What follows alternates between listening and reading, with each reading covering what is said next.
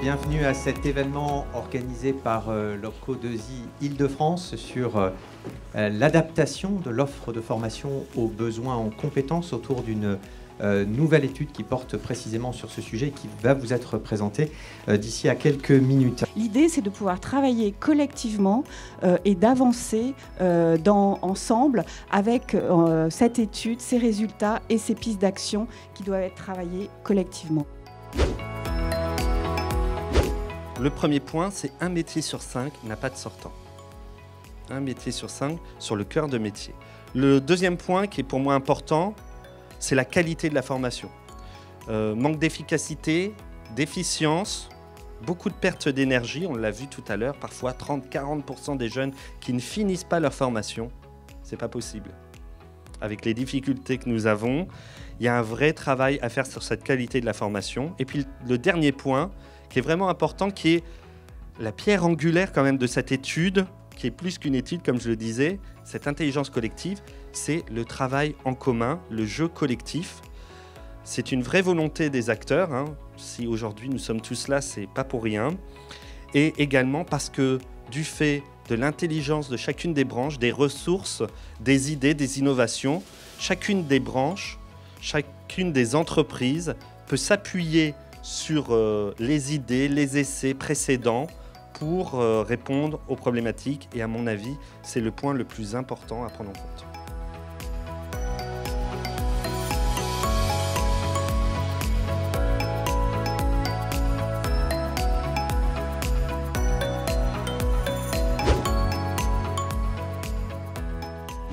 L'idée, elle est simple, on peut tous aller faire de la promotion et de l'attractivité des métiers. On a tous des grandes marques qui sont capables de prendre la parole et d'avoir une capacité de communication qui sera sans doute bien supérieure à celle des branches. Pour autant, est-ce qu'on est capable d'avoir un discours commun ? Est-ce qu'on est capable de nous réunir autour d'un discours sur nos besoins, sur comment est-ce qu'on travaille l'image de nos branches ? Et c'est ce qui s'est passé. On a décidé de faire une campagne sur le temps long, c'est-à-dire qu'elle a démarré en 2019, elle est toujours en cours actuellement, on espère bien la continuer et la poursuivre. Et donc il s'est agi de se mettre d'accord sur comment est-ce qu'on travaillait. Premier constat, on n'avait pas de contenu correct. On a fait réaliser des films, on a fait réaliser des podcasts. On a bien évidemment réservé la possibilité à chaque branche d'avoir une vision sur les films dont ils avaient besoin. C'est pas du tout de l'ingérence. Mais on s'est mis d'accord sur le fait qu'on avait tous ce besoin-là, ce besoin d'avoir des contenus, ce besoin de présenter les choses sur une plateforme et de l'alimenter régulièrement. Donc petit à petit, on a eu effectivement une politique sur les réseaux sociaux. À l'heure où on parle, il y a eu plus de 2 millions de contacts. Alors, plus de 2 millions de contacts sur des chiffres relativement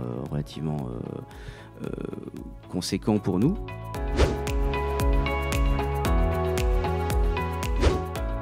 Et donc, on a voulu aussi utiliser un outil pour faire la promotion de l'alternance, qui a d'ailleurs beaucoup progressé. Je veux signaler un point important, notre profession a pris l'engagement à l'horizon 2025 de faire progresser l'apprentissage de 30%.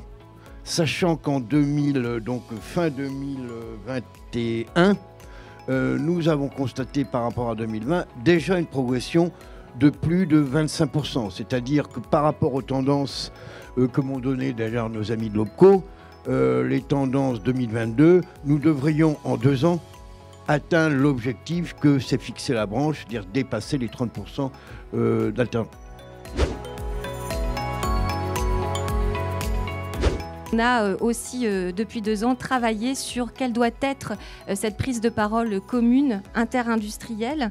Et donc, une campagne, bien évidemment, d'ampleur importante, Laurent Baup en parlait tout à l'heure, va démarrer en novembre prochain, dans le cadre de la Semaine de l'Industrie, qui est en fait le point d'orgue de toutes nos actions en matière de promotion et d'attractivité des métiers. On va prendre la parole donc tous ensemble, puisqu'il y a des sujets, des messages qui ont été présentés tout à l'heure, des messages qui nous rassemblent, et l'importance aussi, c'est cette prise de parole pour toucher pour toucher le grand public, pour les attirer vers nos métiers. Donc on a une campagne qui démarre, dans laquelle il va y avoir beaucoup de leviers de communication. On essaye de mêler et des job dating et des webconférences justement qui mettent en avant l'évolution des métiers. Et ça marche très fort, hein. On le voit dans les visites, on a à peu près entre 5 000 et 10 000 visites chaque année sur nos salons en ligne, donc ça marche fort. Et puis, sur les autres branches que vous évoquez, effectivement, ce sont des branches importantes pour nous. Alors, les demandeurs d'emploi n'en ont pas toujours conscience, mais c'est d'autant plus un motif pour travailler. Par exemple, effectivement, dans le domaine du luxe, on travaille beaucoup avec Hermès. Bon, vous me regardez, je sais, si on cite une seule marque, ça peut faire publicité déguisée, donc je vais dire aussi qu'on travaille avec Chanel, LVMH. Voilà. Et c'est important parce que toutes ces entreprises n'ont pas les mêmes besoins. Et donc, on travaille aussi différemment pour les mettre en avant. Et comme il a été dit, c'est vrai qu'il y a l'industrie, il y a l'artisanat, et c'est important de montrer effectivement tous ces volets. Et ça fonctionne plutôt bien. Comme vous l'avez dit, pour les toucher, on essaye de produire, par exemple, dans le domaine de la bijouterie, on a produit des films virtuels. Et donc, les demandeurs d'emploi peuvent regarder avec des casques, effectivement, ces films virtuels. Les premiers destinataires, évidemment, pour construire ces images, c'est aussi les conseillers. Donc voilà, il y a pas mal de choses qui sont réalisées avec nos partenaires.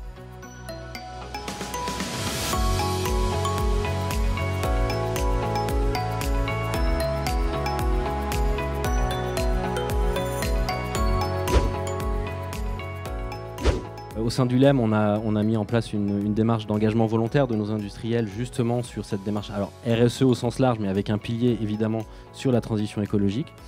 Et puis on a un second volet là-dessus qui va être, je dirais, comment on va se positionner rapidement, comment on va répondre aux besoins en compétences, comment nos métiers vont se transformer. On a déjà fait cette première étape de diagnostic finalement, et c'est l'étude qu'évoquait tout à l'heure Stéphanie. Elle s'est faite d'abord dans un champ interindustriel et industrie de santé. On a prolongé cette étude pour avoir l'impact sur nos métiers et nos compétences spécifiques de cette transition écologique. Aujourd'hui, on en est à ce stade-là. Maintenant, l'enjeu pour nous, il est vraiment de réussir à diffuser les résultats de ces travaux auprès des organismes de formation. Alors, c'est un lien qu'on fait assez naturellement avec nos organismes de formation de branche. Et je rebondis sur ce que je disais tout à l'heure, je suis un peu auto-centré. Mais effectivement, le vrai enjeu pour nous, c'est aussi de savoir le diffuser au-delà de notre réseau habituel d'organismes de formation qui sont dédiés aux industries de santé, d'aller toucher des organismes qui sont plus généralistes, qui vont former des profils numériques, qui vont former des profils issus de la chimie, etc. Donc voilà, on a vraiment ce travail encore devant nous sur le sujet de la transition éco. Quand je parlais de connaissances qui doit être déployée au niveau de l'ensemble des partenaires extérieurs, la particularité aussi de ce que l'on mène là depuis 2 ans, c'est aussi un observatoire au service de l'OPCO et permettant à l'OPCO de prendre sa réelle place en termes d'accompagnement des entreprises. Ce que je veux dire par là, c'est que les observations, tout ce qui est produit doit être porté à la connaissance des conseillers formation. On a quasiment 300 conseillers formation qui sont sur le terrain, au contact des entreprises, d'appréhender les contenus des travaux, les comprendre et pouvoir échanger avec leurs interlocuteurs au sein des entreprises sur autre chose que sur des dispositifs financiers, mais vraiment d'avoir un échange autour de la compétence, autour de la formation, mais autour de la compétence, et pouvoir de ce fait adapter, travailler sur des parcours de formation pour des réponses qui sont parfois attendues tout de suite. Donc c'est pour ça que la FEST, quand il n'y a pas d'organisme de formation, c'est une modalité pédagogique qui peut assez facilement se mettre en place. On a une licence d'amélioration des procédés industriels 4.0. Donc on propose déjà des solutions aux entreprises. Mais on voit bien qu'il y a un décalage entre la compréhension de l'entrepreneur et comment il va pouvoir mettre en œuvre cette formation. Et ça, c'est vraiment un sujet sur lequel on travaille aujourd'hui. C'est comment je trouve des véhicules pour accompagner l'entrepreneur, pour lui faire comprendre la façon dont il va pouvoir se servir de Campus Fab. Moi, dans mon conseil d'administration, j'ai plusieurs industriels. Il y en a un qui est comme un gros industriel qui fait des vannes. Je lui dis, tiens Hervé, viens visiter Campus Fab. Il a visité, il m'a dit, ton truc c'est super, mais je ne sais pas quoi en faire. Voilà, donc on voit bien qu'il y a un décalage là aujourd'hui. Et il y a peut-être une solution et peut-être quelque chose qui va accélérer le processus, que je pense que de toute façon il est inévitable. L'offre va forcément rencontrer la demande un jour. Et aujourd'hui, je pense que les problèmes énergétiques qu'on a, le coût de l'énergie, clairement l'automatisation, clairement la continuité numérique, pourrait répondre à ces difficultés du prix de l'énergie et de l'économie d'énergie. Donc ce sera peut-être un des leviers qui nous permettra de faire plus rapidement rencontrer l'offre avec la demande.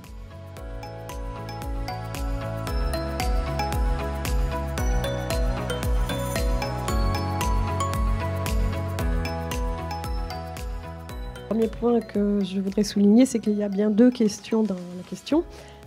Et que l'objectif, et c'est bien souligné dans l'étude, c'est d'augmenter le nombre de personnes qui sortent de formations qualifiées ou certifiées. C'est-à-dire qu'il faut effectivement travailler sur l'offre, mais il faut également travailler sur la visibilité, la lisibilité de cette offre dans tous les sens du terme, et sur les éventuels freins à la formation, à l'accès et au maintien en formation. Donc l'un ne va pas sans l'autre, c'est très clair.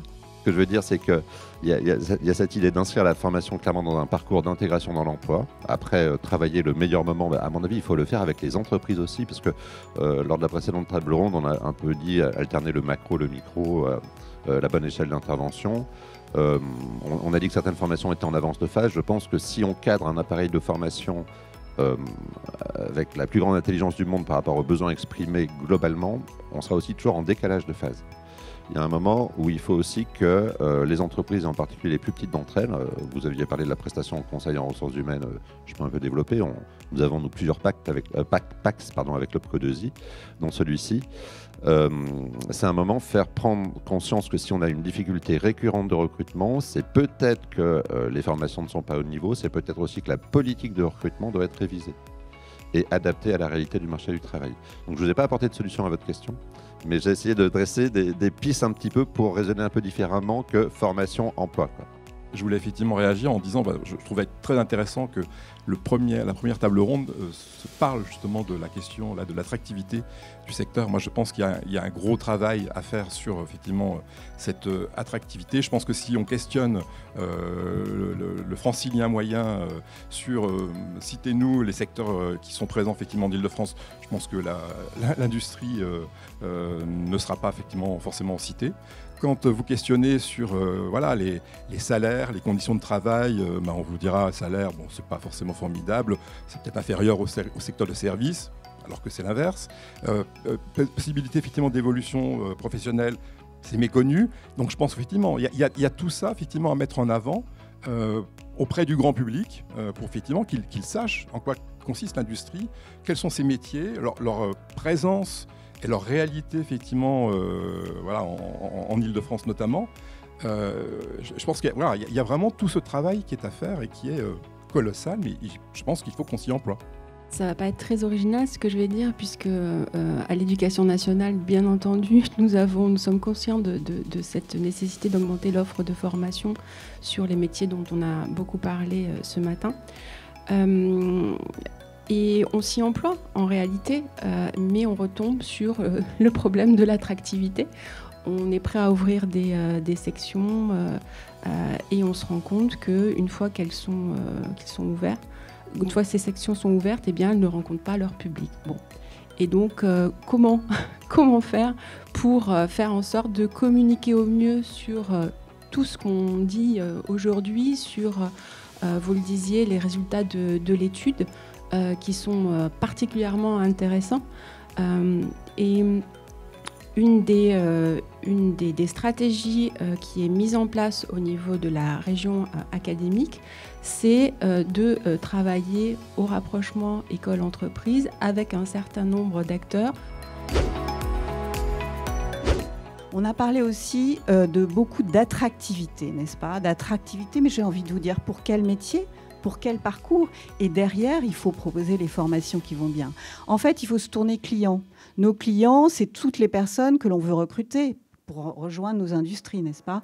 Donc à un moment, il faut se mettre à leur place, il faut simplifier, il faut qu'ils puissent comprendre qu'à travers les indications, tous les outils de communication, d'accès à eux, derrière, c'est pas juste un métier. C'est un métier qui a pensé son intégration, son développement pour un développement toute la vie, tout au long de la vie professionnelle. L'enjeu, c'est d'associer la puissance de l'opérateur de compétences, les moyens d'Opco2i. On a parlé de moyens tout à l'heure. Il y a des moyens en effet qui existent aujourd'hui à la force opérationnelle de proximité. Tout ce qui est fait avec une ambition macro pour servir les branches et leur politique emploi-formation n'a de sens, en tout cas pour nous Opco, que si on parvient à le rendre opérationnel en proximité des entreprises par la force de proximité que sont cette fois-ci nos conseillers. Les conseillers Île-de-France pour la région concernée aujourd'hui. Mais c'est vraiment cette articulation qu'il faut qu'on arrive à trouver. Vous avez posé la question tout à l'heure sur l'étude, comment on arrive à les rendre plus accessibles au plus grand nombre. On a aussi cette préoccupation en interne de les rendre accessibles aux conseillers pour en faire un outil de meilleur accompagnement des entreprises et pour les aider à poser les bons diagnostics sur leurs besoins. Il y a cette coordination nécessaire pour qu'on soit collectivement plus efficace sur les enjeux. Et il y a du travail, puisque quand j'entends que 80% des sessions Île-de-France ne trouvent pas preneur, quand j'entends les entreprises se plaindre de façon récurrente sur des métiers en tension, des difficultés de recrutement qu'elles n'arrivent pas à résoudre, c'est sans doute en partie une solution de coordination qu'il nous faut mettre en place. Ces remerciements sont à double titre. D'abord parce que c'est une première.